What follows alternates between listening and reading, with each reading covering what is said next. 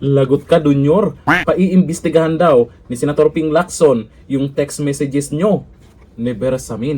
Kaso nga lang, maraming hindi nagtiwala dahil sa sinasabi po nakaraan ni Congressman Irice tungkol doon sa 7 billion na kickbacks di umano sa flood control. Kasama sa nabigyan itong si Ping Lacson. Ayon dito sa Abante News Online, handa si Senate President Pro Tempore Panfilo Ping Lacson pala na imbestigahan ang palitan ng text messages umano ni na Pangulong Bongbong Marcos at ni Bersamin hinggil sa kickback kung may maglalabas ng ebidensya. Hawak na daw ng mga congressman at hindi lang isa ang nakakabasa niyan. Meron ngang 7 billion na pinamimigay at kasama si Ping Lacson doon.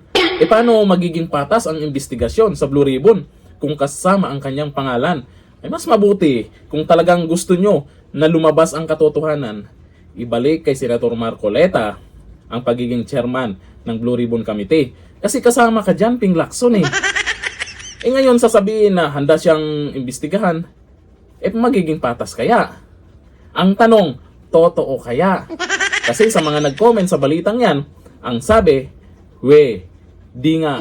Ito ang hamon ni Lacson kina Caloocan City Representative Edgar Irice at Teachers Party List Representative Antonio Tinio na unang nagbuking sa palitan ng text message umano ni na Marcos at Bersamin base sa ikinuwento sa kanila ni Batangas Representative Leandro Libiste.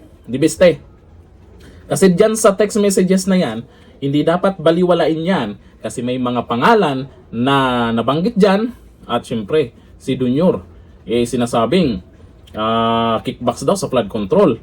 Ito, nakaraan, yung paliwanag tungkol dyan ni Congressman Irice at nabanggit ang pangalan ni Tito Soto at ni Ping Lacson. Kasi yung 5 congressman inimbita ni Congressman Libiste.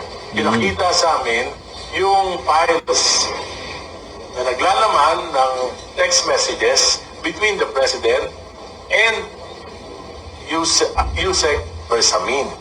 Nandun po, nakalagay doon 7 billion, nag-report siya kay Presidente, natanggap na lahat ng 7 billion at March 24 po yun, 2025 at susunod niya yung kwenta kung saan napunta yun. At may mga napunta doon sa mga kandidato na alyansa, 11.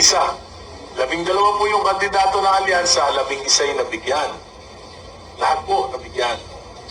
So including Senator Lacson. Di ba? Senator Lacson and Senate President Tito Soto nabigyan. Mga nabigyan. Sa tingin nyo, naniniwala ba kayo dito sa pinagyayaw-yaw ni Ping Lacson na handa siyang imbestigahan? Kasi sa totoo lang, magaling naman talaga yan si Senator Ping Lacson. Pero tungkol dito sa text messages na to, nakasama ang kanyang pangalan, ay mukhang, para sa akin mahirap magtiwala kung magiging patas siya dyan. Pwedeng paimbestigahan. Tapos, hihinto na naman. Tuloy-tuloy. Kasi tingnan nyo nangyayari ngayon sa Blue Ribbon Committee. Nagtutuloy-tuloy ba?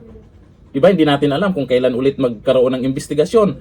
Dapat maging tuloy-tuloy yung investigasyon dyan sa flood control projects hanggat hindi na nanagot ang mastermind.